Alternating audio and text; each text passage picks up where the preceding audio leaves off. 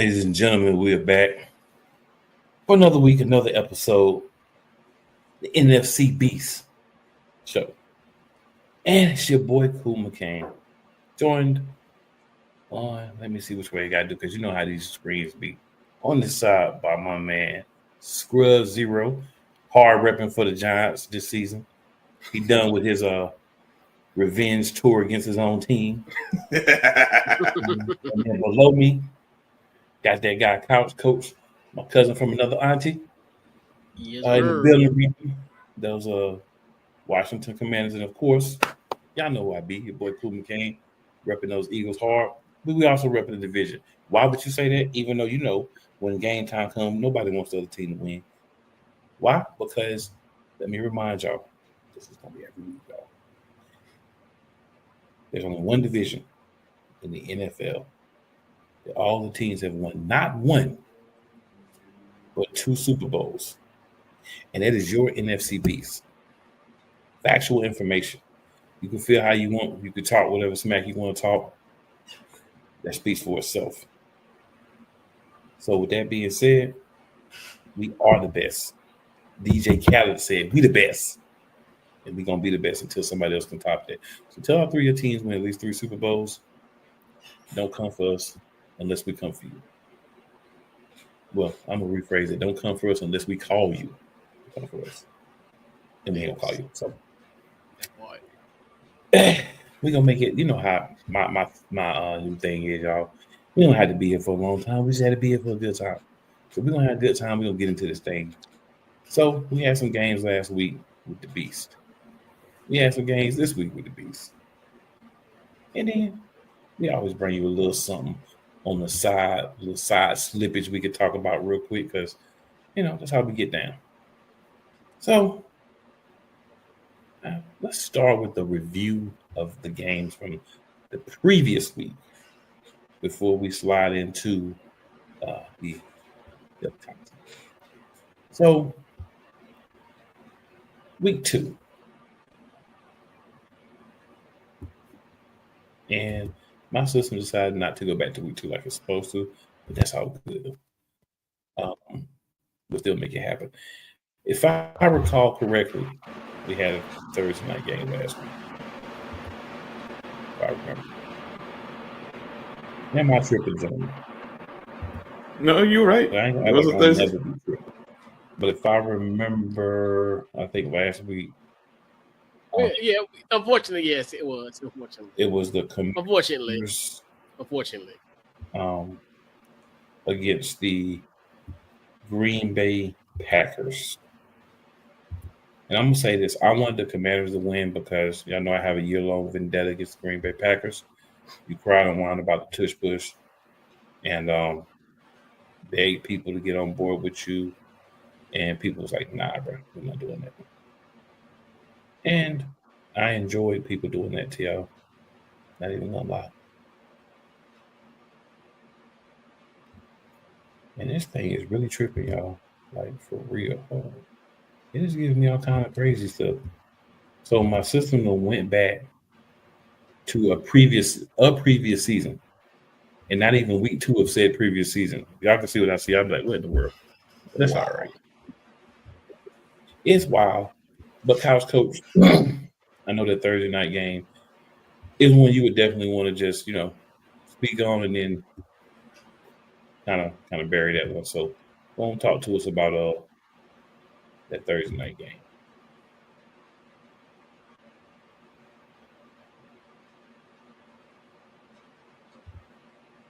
I mean, it was terrible. It's one of those where, yes, you can have a lot of excuses saying, "Hey, this is a short week." The offense looked very vanilla. You look at just how we were just kind of gashed. Green Bay had 2 90-plus yard drives to score. You look at the game, it was an 11-point game, but this game was over from the jump. I mean, they jumped on us on a 14-0 lead. And it's just one of those one of the games where you're like, you're not as good as you think you are. I think this one of the things where it's a great a moment to humble yourselves, and you're going against a Green Bay team of that caliber that has somewhat Super Bowl aspiration with the acquisition of Michael Parsons. So to me, it's back to the drawing board and just go forward. It's a measured game, and we just didn't measure up on a Thursday night, and on Las Vegas. I dig it, man. I dig it. Scorpio, anything you want to add about that game? Well, I did pick the Packers to win because I thought they were the better team, which ended up showing. This what I saw from the offense. This is what I worry about having Cliff Kingsbury as the offensive coordinator. Like the first year, it went well, but he has a propensity to get in the team's way. Like y'all need to run the ball way more. 42 passes in this game. That wasn't what was needed. The play calling was very vanilla. It was very. Here's what was the goal on offense? Because if when you really start asking that question, that's kind of when you realize you got a problem. You see there's a problem with what's going on in that game. And I don't know what the goal was for the offense in that game. Defensively, go ahead.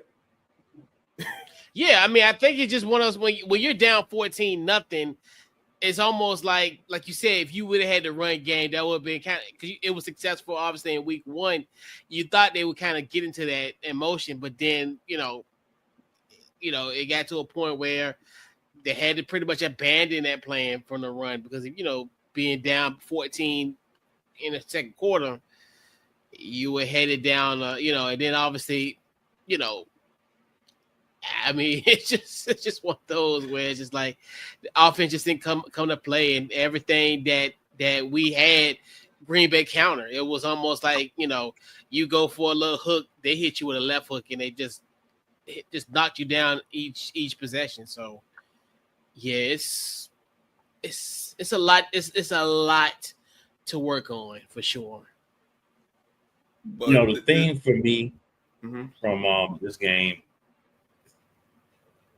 I look at this game and I say, I agree with what Couch Coach said. And I say, you do have that year of film on Jaden Daniels now. So you have teams that are going to come out and try to take away the things that he likes to do and make him do the things that he may still need to work on. And to me, that's the essence of the sophomore slump. It's not that Jaden Daniels is any worse than last year. He didn't go regress. It's just that once you get that film, it's the adjustments that your offense is going to have to make to people adjusting to what they've seen that Jaden Daniels does well. And I think the addition of Micah Parsons right before the season started was bad for early season opponents for Green Bay anyway, because you hadn't planned on having Micah Parsons when you play Green Bay. And there have been a lot of people that have really been praising Green Bay. I'm not going to sit here and be like, oh, Green Bay is not good, blah, blah, blah. I don't like Green Bay, but it doesn't mean I can't be open and say, okay, they haven't lost the game. But is it that Green Bay is good, or that so far they played a Lions team with new coordinators on both sides of the ball, dusted them? They played a Commanders team off a short week with an injured Jaden Daniels. Couch Coach ain't going to say it because he's a fan. I'm not a fan, so I can say it. Injured Jaden Daniels. And teams now having a little bit more film on him early in the season. So it's not a knock to the Packers, but the question should be asked. If the media is really gonna put Green Bay on a pedestal and say that they're now even with or above like the Eagles and the other teams that you feel like are good from the NFC, then do we not have to say, but could it be that when they got certain teams that they're beating now is what's making them look so good? Of course, it's not going to be said because you only say stuff like that about Jalen Hurts in the Eagles, but just throwing the honesty out there. No, that's a fair question because we saw late in the not even late in the year, most of last year, it was an issue for like Jordan Love's up and down. He was you could definitely make a case he was one of the key reasons why they didn't win more games in the regular season and why they didn't. And why the playoff game didn't go as well as they did. Obviously, there's a few other factors. There's more than just him, but his inconsistency shows when they're not playing well. Mm-hmm. So you talk about the Lions, they got new coordinators. It's early in the year. You talk about the Commanders, a team I personally don't think is I think they're an average team. So it's definitely fair to say, all right, when Green Bay takes on a team like the Eagles, like when they go against the division rivals again, are they really gonna show? Are they really that good, or are they just in a different weight class than their opponents they're playing right now? But they're still not to that weight class of the Eagles or even the Vikings or the Lions. I'll even go as far as to say, you playing the Commanders in week 2 is not the same Commanders that you're playing in week 7, right? So again, one of my things, and like I said, I'm not disputing how you feel, Scrub, but I'm just saying for me, I think this Washington team is going to be better as the season goes on. Because when you have a young team, that's what you normally get when your quarterback and some of your core pieces are young. Also remember Scary Terry. He ain't really showed up that much in the first 2 weeks. Contract holdout. So it's going to take him a couple of weeks to get himself right and get that connection back with Jaden Daniels. Debo, solid in the win. I mean, he did what he could in the loss as well. But there are some pieces there in Washington. Defensively, they got some pieces too. It takes some time. Keep in mind, we don't do preseason anymore. Starters hardly ever play the preseason, which to me is garbage. And I get like not overplaying guys, but you got 3 preseason games. You mean to tell me you can't get 2-3 drives in 3 preseason games? We can't get them 2-3 quarters of work is in that mix. Yeah. And not even quarters, just drives. Some of the teams don't even get the drives. And it's like we got one drive for our starters in the preseason. The Eagles, all the preseason, one drive. A lot of other teams got one drive, and some didn't even get a full drive. And then we're wondering, like, we get through 3-4 weeks, we're like, dang, the quality of football ain't good. Well, of course it ain't good. Your starters ain't playing. Right.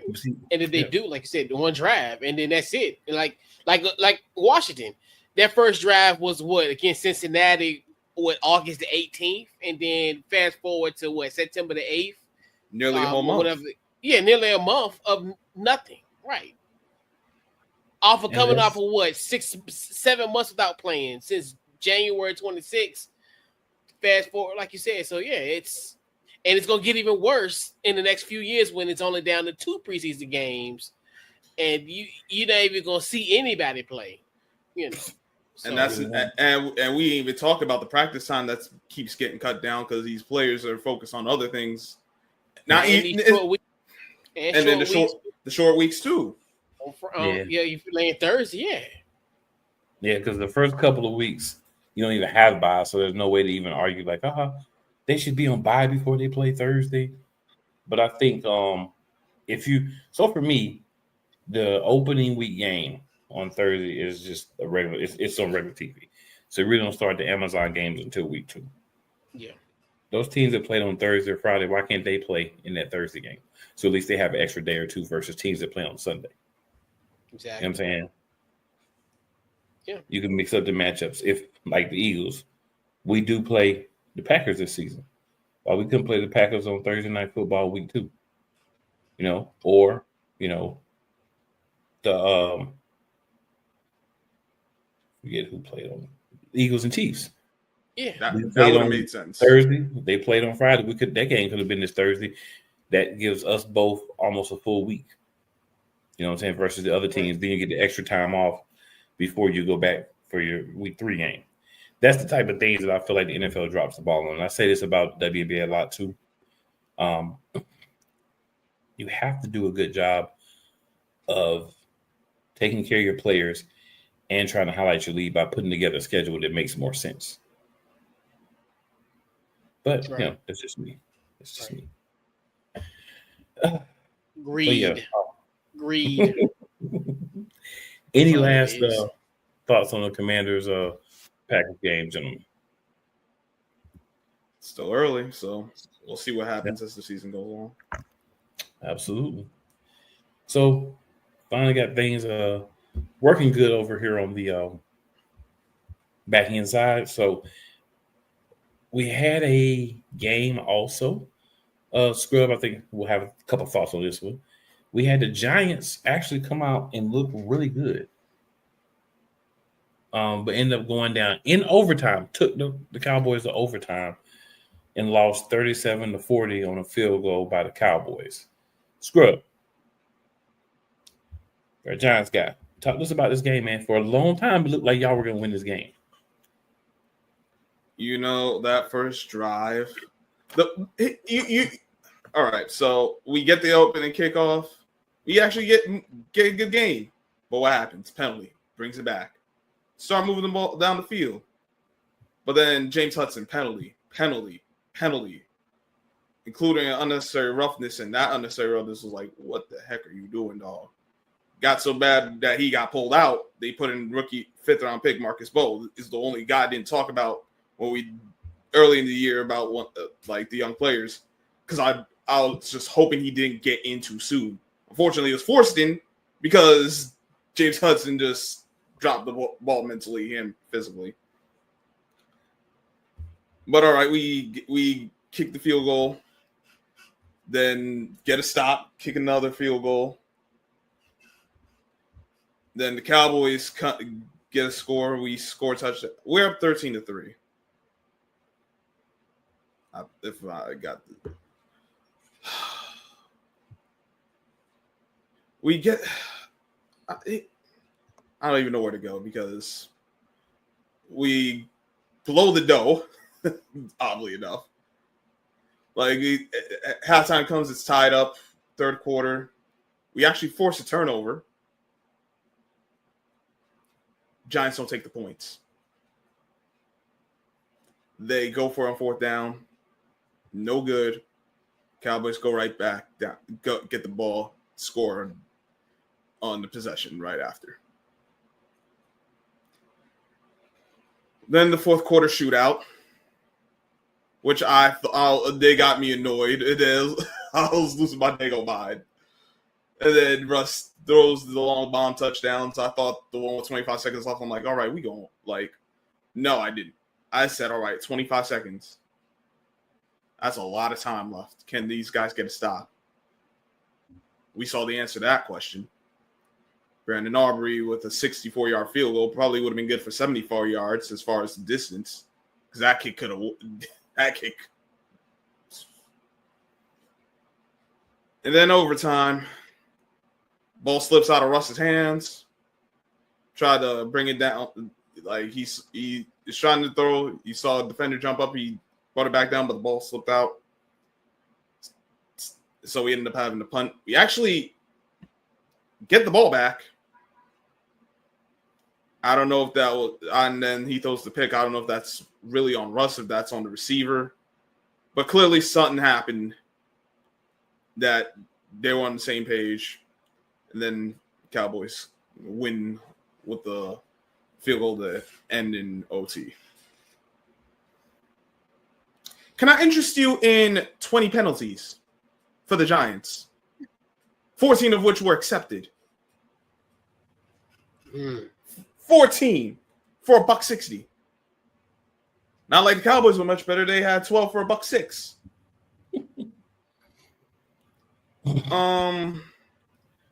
Defensively, both teams, it wasn't pretty. It was an entertaining game, but it was not a good game. Not for defenses. Definitely not for defenses. And for the life of me, I don't understand why the Giants cannot jam receivers before 5 yards. They say, Well, normally when we get to the fourth quarter, you just make sure they throw the CD Lamb and everything else takes care of itself. Well, they actually did throw the CD Lamb, and for once, he actually caught the dang on ball. Well, that's what I said normally. Yeah. But, I mean, the last touchdown that Dallas got that gave him the lead before Russ drove down the field again, that last touchdown in the red zone was the last one or one before. Not the one he Dak threw to Pickens. Adebo. Jam the receiver, please. And this is the all corners in the league. If you're going to play press, Get a hand on him. It's not hard. I mean, I know it's not easy, but like, bro, do something. Free release, you might as well not be playing press. I'm serious. If you go on free release, there's no need to even be up on him. Whether you in zone, man, whatever, you got up to 5 yards. You're not going to get a hand on him. Don't play press. Don't tell me I'm seeing press and then I can look at that tape and no one got a hand on anyone. What am I supposed to do with that? Because that's how plays get given up. And I did calm down from the Russ pick because I was at the point, I'm like, Russ sold us a dream. He sold us a dream. 3, 4. Well, first of all, Russell didn't show you nothing. You had enough film on Russell Wilson to know when you got Russell Wilson what you were getting. No, I'm just talking about for the one game. He sold the dream. He sold the dream. He went for 450 and 3 TDs. And it's like, yo, he actually balling. And then he blew the dough. And he's gonna be Russell Wilson. Russell gonna be Russell. Anything you want to add, Coach? I hate Russell Wilson. I'm still not. Yeah, I mean, right. It by far was the most entertaining 1 p.m. window game of the season thus far. Like you said, the back and forth. I definitely thought that the Giants, in my personal opinion, was in the driver's seat for this win. But obviously, like you said, Dallas took care of business. We had that field goal. I definitely thought that when y'all scored, 30-something seconds to go, I definitely thought, I was like, yeah, Dallas ain't coming back. But obviously, they kicked the field goal with 5 seconds to go. They tied the game to go to overtime. And, but kudos to a guy like Malik Neighbors, man. He had a hell of a game. That's one guy, like, if you can hold him to 100, less than 100-something yards and no touchdowns, whatever, you've had a great day. In this game, he had 167 for 2 touchdowns, and I like what your boy Scatterboo. I don't know how long that's gonna last. Like as far as him leading with his head, and I'm like, but you got something special with Scatterboo. Just hopefully, he don't get himself hurt. But and that's one thing. Another thing where when you look at this Giants team, yes, you can look at it from a glass half full perspective, but it's got to be frustrating to lose a game like that in the nation when you definitely had it in your hand for sure. And they only scored 1 TD in the red zone, and they had 5 opportunities. It's just missed opportunities. You can't have it. I'm gonna say, both teams forgot what defense was like. It felt like big stretches of this game. Dallas was lucky enough to do just enough and get a win. But I think this game does paint the Giants in a better picture in my mind. Right? You hung with Dallas, and not saying Dallas is a great team, but most people thought Dallas would handle the Giants pretty handily. And you hung with them and forced them to overtime. So it's saying what I was saying before. The Giants, I think our team is going to be good once given the opportunity. It's going to take a little time.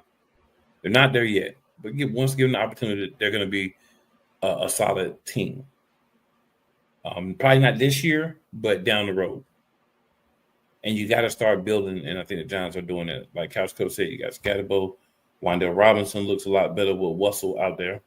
Of course, Davis is going to do his thing. So you've got pieces. It's just a matter, of how those pieces connect moving forward. And I think given some time together, the Giants could be interesting. Not saying that they're going to be a Super Bowl contender next year, but they should be moving in the right direction. Sometimes you got to just go ahead and bottom out so that you can move in the right direction. I think they're getting there. There's some props to think. Oh, before we go, I want to say shout out to Dak Prescott because this is a guy who gets a lot of help from a lot of people.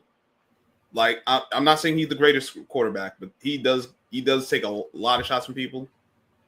Honestly, he did his dang on job.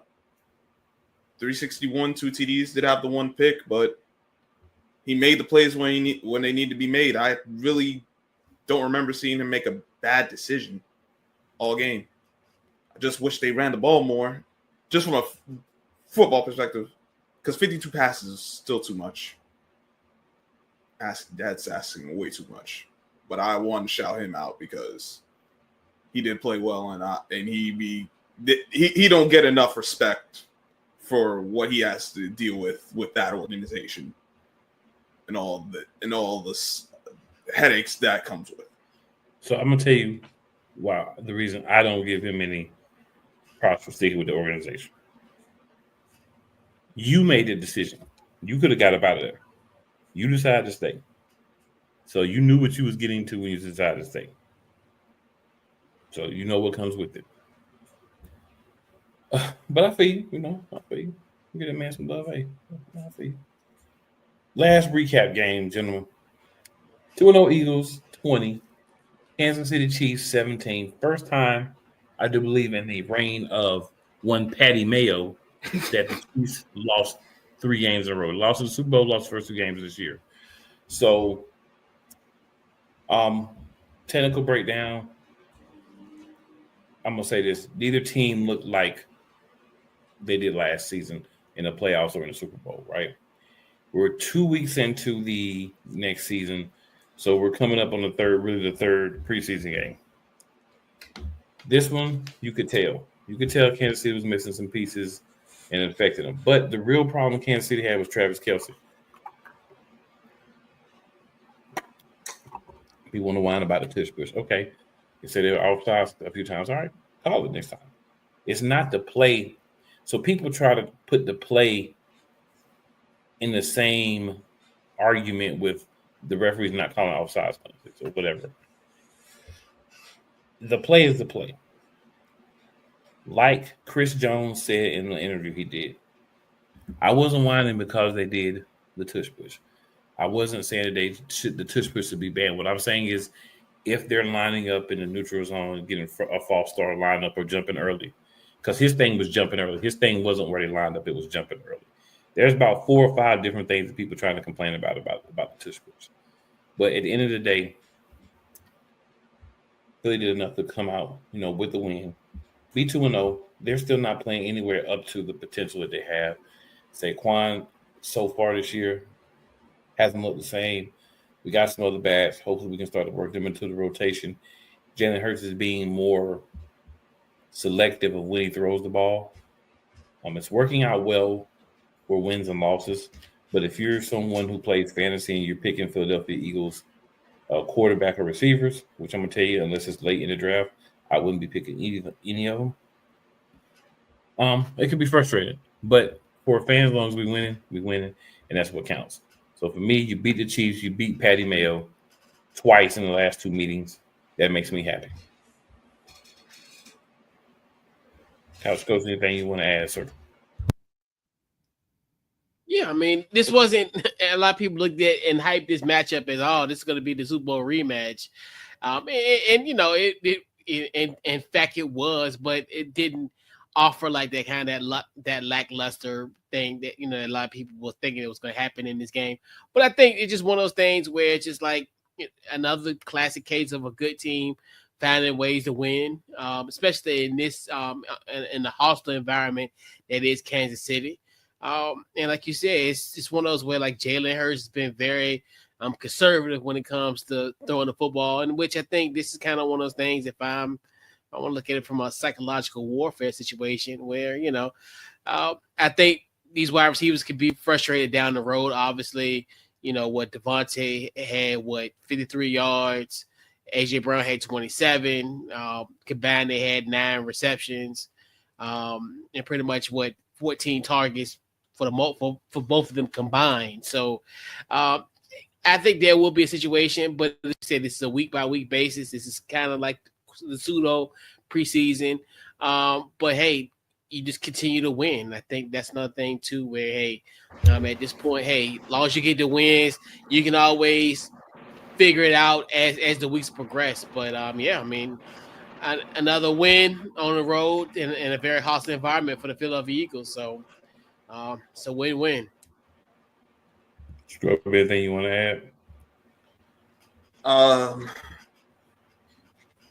I'm not worried about the Eagles. Well, well, let me put it from a team standpoint, I think they'll figure it out. Like you both said early, but we've seen the Eagles not have these fast starts as far as like the team yardage and all that, but they still end up winning games. So I'm not worried about them. Kansas City though, this is, I mean, they down bad right now. I ain't mad at it, of course, but they down bad. They can't run the ball right now outside of Patrick Mahomes scrambling.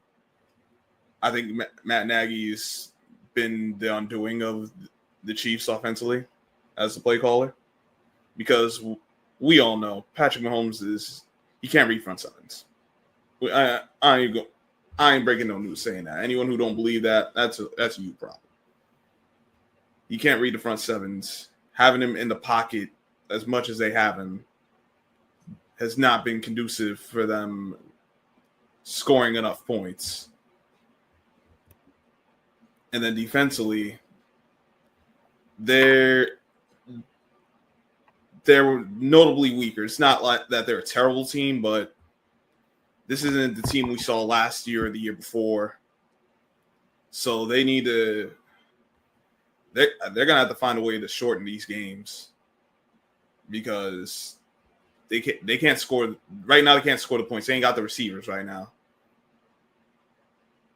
Travis Kelce, Travis Kelce, whichever Kelce it is. The man was swift, man. It's Travis, by the way. The Travis, right? Thank you. Yeah, Travis Kelce. He's the only one Patrick trusts, and we know that he's looking older. So I'll be honest with you, man. I enjoy seeing the Chiefs go down. I hope they continue to go down. I hope they lose game after game after game. I don't even want to break them down. You know what I'm saying? Like, lose. Just lose. I'm going to go ahead and stay with you, Scrub. So what we're going to do here, good people, is we're going to give you our surprise positive player from the first 2 weeks. And then we're also going to give you, after that, we're going to come back around and give you our disappointing player of the first 2 weeks. And, of course, you can count all season, preseason if you want to. I'm going to go ahead and stay with you, Scrub. What's your surprising positive player for the first 2 games? I would have to say Wanda Robinson. But the 2 games he's had, and I know the first game still wasn't great, but like what I've seen from him is, and this is just beyond having a different quarterback. But you still got to go make the plays. He's really done some nice things. He's caught the ball. He's getting yards after catch. He's getting long completions, getting long receptions. It's like I didn't expect him to have the game he had against the Cowboys. Mm-hmm. And they need Wanda Robinson to play well, because obviously we know what Neighbors is going to do and the attention he's going to draw. So you need at least one more guy to elevate his game and just help this offense be viable at the very least. We'll see if he continues. At least through those 2, he's been doing well. So I dig it. Coach, who's your player? Mine's got to be Ja'Cory Croskett Merritt, a.k.a. Bill. 99 rush yards on the season, obviously. 82 in the win over the Giants in week 1. Definitely, and I think he will probably more likely will be more surprised, because now he'll be getting more touches, obviously, with the injury of Austin Eckler. So I definitely think he's going to be someone you think 7th-round draft pick. Definitely he has more so. I figured he was going to be a good for us, but I think now as everything kind of progressed, and even kind of what you see in a small sample size, he's kind of surprised me as far as even just being able to get on the field that early, especially in week 1 for sure. I dig it. So I'm gonna go with number 90, defensive tackle Jordan Davis. Give you a couple of quick stats for 2 games. 11 tackles. That's second among defensive tackles in the NFL. 14 run stop wins. That's second among defensive tackles in the entire NFL. 3 passes defended. That's first among defensive tackles in the NFL. 3 QB hurries. And he's played 70% of the snaps for the Philadelphia Eagles. He lost weight in the offseason again. Didn't tell anybody, didn't get on Instagram, posted, just showed up smaller. And it's helped his endurance, it's helped his aggressiveness, it's helped him be stronger, more powerful, and quicker. And we're seeing the results of that as Jalen Carter works his way through a little bit of a shoulder injury, and he's a little out of shape himself. But as he gets himself right and Davis is playing like this, it's going to make the line even more dangerous. So I'll just go ahead and come back to myself. Clearly, the player that I'm most disappointed in, or that you can call him the dud for all I care, is number 8, Adoree Jackson. Adoree Jackson looks like burnt toast. I don't know why he's still starting. I'm not one of the people that I don't know why he's on the team, because he may be a good player if he was given a different role, maybe as backup. But as a starter, he is not the guy. I hope that whatever hold he has on Vic Fangio gets figured out so that he can pull him out and put him and give Bennett a chance to trade for somebody. But he's just bad. Like, when you play the Eagles, you just target his side of the field. He's just bad. Coach, you're most disappointing player. And it's kind of one of those things where when you're caught in this fandom, and it's almost like you get infatuated with a team, and there are always some red flags, but sometimes red flags are always kind of blaring in certain instances. Marshawn Lattimore, it's getting to a point now where, obviously dating back to the NFC Championship game, the whole spout with him and A.J. Brown, and even dating back to the wild card against Mike Evans, we know they have a history. Just once again, these crazy penalties, and then getting burnt a lot in some of these instances, and it's just like it just gets to a point where it's like you start to be kind of, and we talked about it about the whole situation with Jalen Carter, where we looked at him kind of like as the one that could potentially be able to crash out for the Eagles, but we have a bona fide crash out in Marshawn Lattimore, which I think that's gonna be something that I think he's gonna linger as the season progresses, where I think he can have those shouting matches in a sense where he can potentially crash out and create penalties and mess us up big time. So, yeah. So it's almost like we needed a corner of his stature, but it's kind of low-key hurt us. Okay. Scrub, who you got? James Hudson.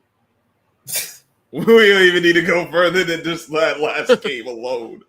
Like, the first game, he wasn't bad, but the offensive line as a whole wasn't great anyway.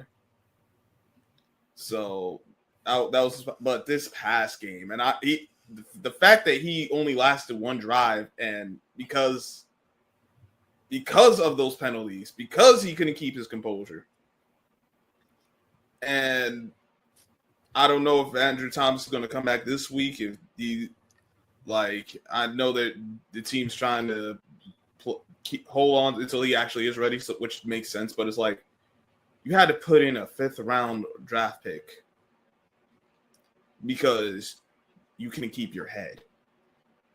You committing silly penalties and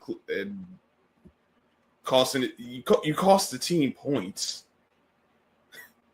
Like, you alone really cost the team points, and you could get your head back on your shoulders. Be like, all right, maybe you guys just had to sit out a drive and could have got back in. Just like, all right, let's reset.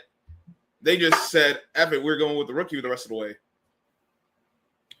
It'd be like, and you were supposed to be the backup tackle to hold down the line, at least You were supposed to hold down the left side to the point where it's like, dang, no Andrew Thomas, no chance, and you already found yourself on the bench. It'd be like that, man. It'd be like that. So we're gonna get into these matchups for the coming week, y'all, and it should be fun. So starting with the first matchup from NFL.com, we have the 2-0 Rams at the 2-0 Eagles. I'm gonna make this short and sweet, y'all. Philly should come out and open up the offense a little bit more. I think we're talking about games where they can get some yards through the air. We should be able to do that against this Rams team. I don't think they're going to let us run on them like we did both times we met last year. I think they're going to focus on trying to slow down or prevent Saquon. That should work in the team's favor because it'll allow for the wide receiver room just to eat a little bit more of this game. So I think that's what we're going to get. And we should win this game. This game here. To this point, I think this will be your toughest opponent of the season so far. I think the Rams have a better defense than the two teams prior.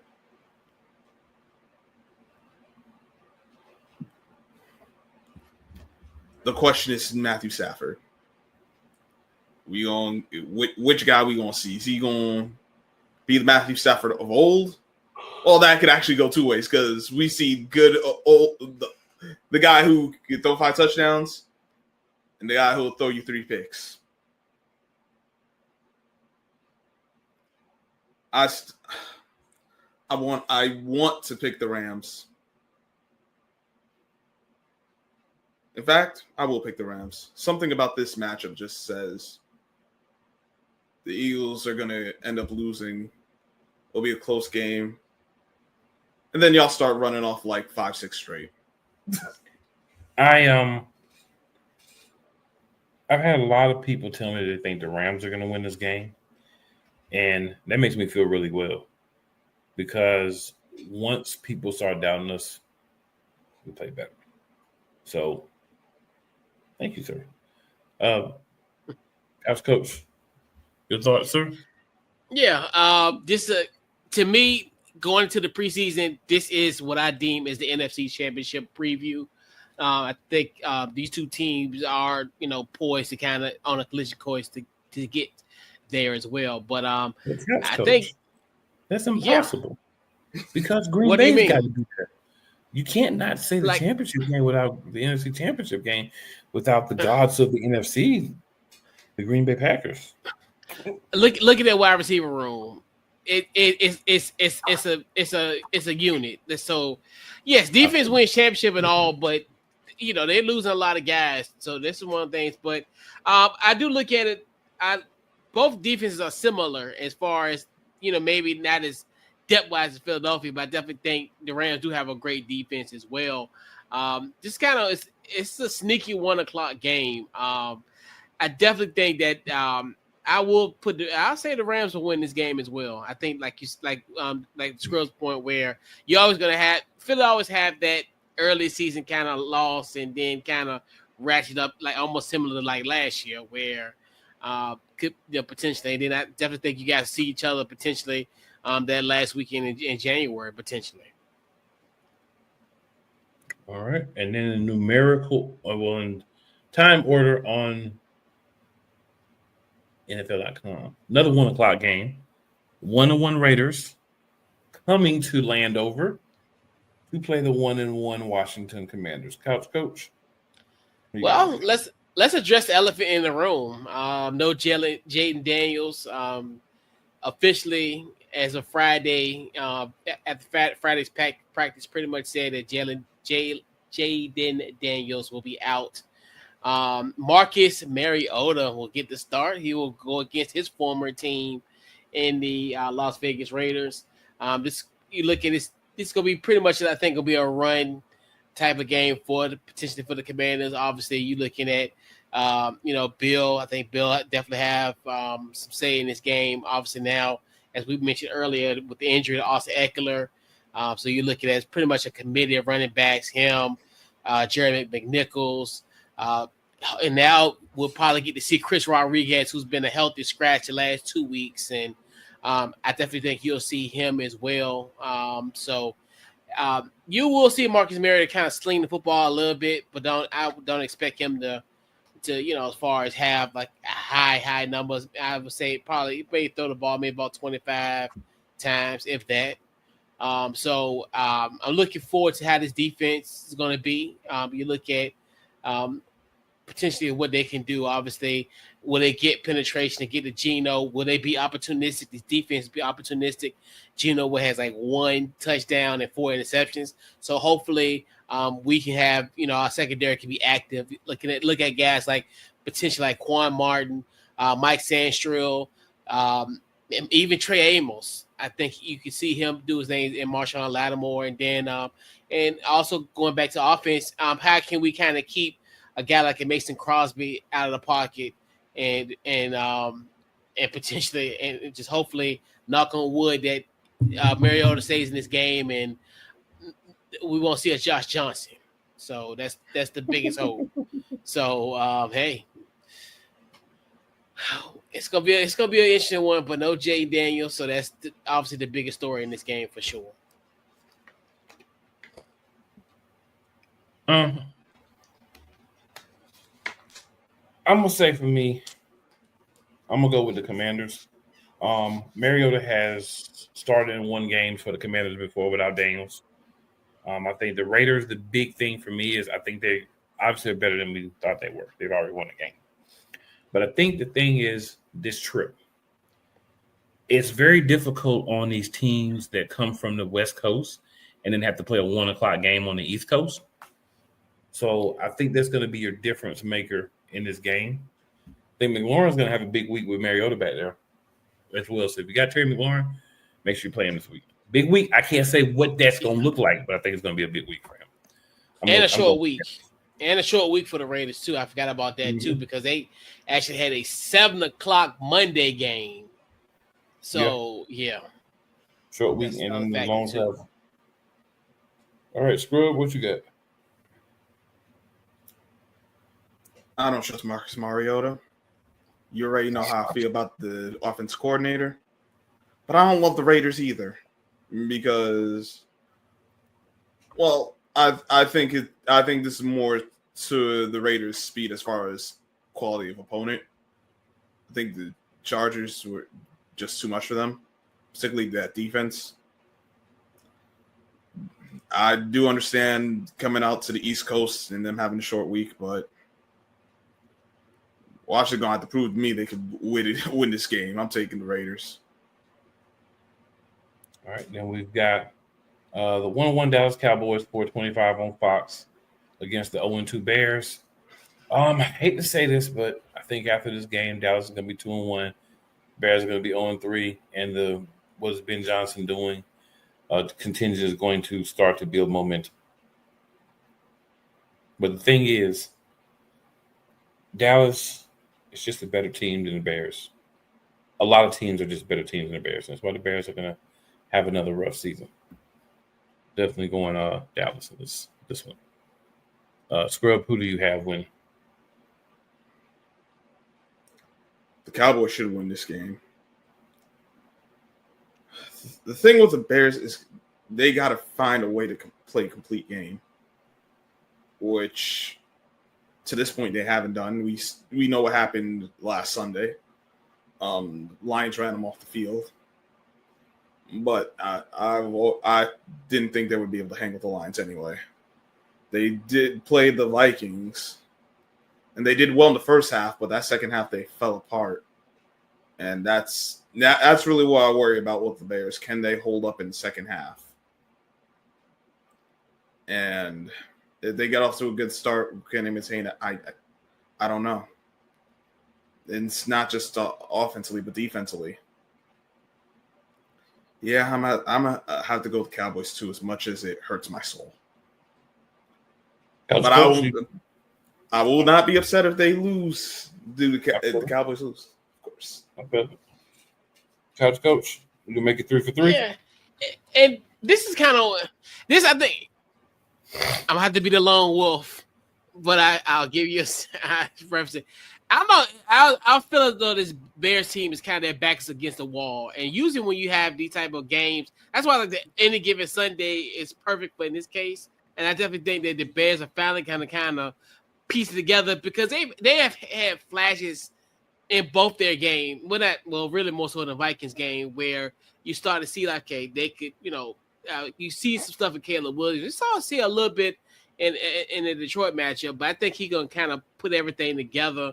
And Ben Johnson gets his first win. So give me the Bears.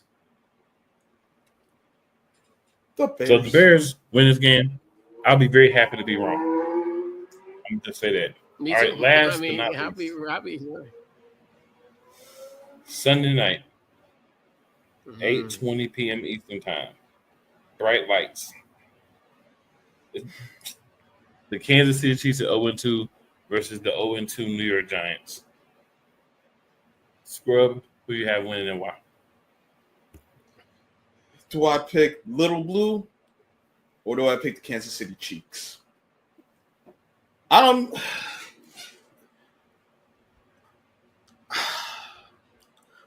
Honestly, seriously, I'm going to pick the Chiefs. Like I said, until the Giants prove they can win a game, I'm not picking them. But I think the Chiefs' defense, while not as strong as they used to be, are better than the Cowboys' defense. So I'm not expecting the Giants to score 40 points. They're going to have to score more than 20, though, because the Giants' defense is their weakness. And as well as many troubles as Kansas City has had with their offense, the Giants haven't proven they can stop the run. And as much as I can lament Patrick Mahomes' ability in the pocket, when he gets out the pocket, he a great backyard quarterback, as my guy HD would say. Backyard football, he's great at it. And we know one thing, that's still Patrick Mahomes. I don't want the game close late because if it's close late, more times than not, he's going to make a play. And based on what we saw from the Giants' defense or lack thereof, they ain't going to stop the quarterback from making a play. So I got the Chiefs. I'd say probably something like 24-20. All right, Couch Coach, who you got? Definitely a game I'm not waiting for Sunday night for sure. But I might be watching the NBA playoffs when this game come on. Right now, the game on. But yeah, I think it is. I mean, obviously, you got. I look at it, but obviously, you think of Patrick Mahomes, going to East Rutherford, and this whole, going to the Meadowlands. It's kind of like him going to New York and New Jersey type situation. So, I don't know, Scrub. I kind of got a little bit of low-key faith in the Giants in this game. I got a strange feeling that they put it together. And this will be – I want to have that chaos where Kansas City has lost 4 straight games and they're 0-3, and people just freak out. And obviously, get your lick back from Big Red. So why not? Give me the Giants. I will say these are the kind of games where you think the Giants ain't gonna do nothing, and they end up taking and then they end up winning and be like, how the heck did that happen? Exactly, and I'm telling you, it's a game that's like this where, like, it's just I don't know, for some reason I just have a premonition and a feeling. It's just something like it's just literally like I can see that happening for sure. So this is what I'm gonna say. I'm gonna pick the Chiefs to win the game because I feel as if the Chiefs are in like do or die mode. They know we gotta win to be anything this season, and I think they're gonna want to come out and make a statement with the Giants. Now, the way the Chiefs lose is the Giants play against them like they did against Dallas last week. So I am picking Kansas City, but I'm saying this game is a lot closer than I think a lot of people think. I think the score is going to reflect that, and the style of play and the way the game folds out is going to reflect that also. But I am picking the Chiefs to win. But again, I will not be surprised if New York picks up their first win. So guys, man, I appreciate y'all hanging out with us for the show. Those who popped in, those who have been in from the beginning, check us out. Make sure you leave your likes. Make sure you leave those likes and shares and commenting on our posts. Obviously, we're not live. We are pre-recorded, but we still like to hear from our people. We still like the interaction. We still like the love from all of y'all, the homies in the chat and the homies from the area and people all over that are watching the show. Couch Coach, Scrub, any last words?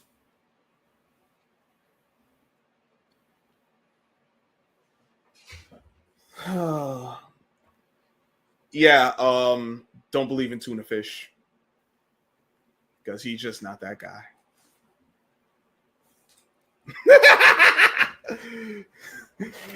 For anyone who wondered, that's Tua Tagovailoa. He's just not that guy. Yeah. Dolphins are 0-3. It's not going to get better for him. All right, Couch Coach, what about you, sir? Man, yeah. Once again, great show. Always, yet again, like I said, NFC Beast, the best division in all of all the sports. Say it loud. The best division in all of sports in the National Football League. Numero uno. We're the Beast and we proud. Say uno. Yes, we here. Summer 9 on my good foot. 3-time Super Bowl champion. 4 of them things. We only got 2 of them. We got dos of them Super Bowl. If we're going back to the rest of just championships, we throw a few more. Cowboys can talk about their dust. 3 different QBs. You know what I'm saying? And 3 different QBs. 3 different QBs as well. So but we ain't gonna be able to say that because everybody in the short amount of time that y'all did do it. Well, in the era as well. In the era. Yeah, in that era. That's impressive. Oh, that's right. All I'm gonna say, y'all, is make sure you like, make sure you share to all your peoples. If you are watching on any one of the platforms, make sure you subscribing and checking out all the great work from the other platforms. And as always, it's never where you start. It's always where you finish. Be back next week. Best division, all time in football. Always will, because anybody's going to be able to catch what we got going on over in the Beast. We're just going to keep it up. Try to keep adding trophies. I know I want to add one more to our case, but we'll see how it plays out. Make sure y'all tune in again. We'll see everybody back next week with another episode. NFC Beast, best division, hands down. We out.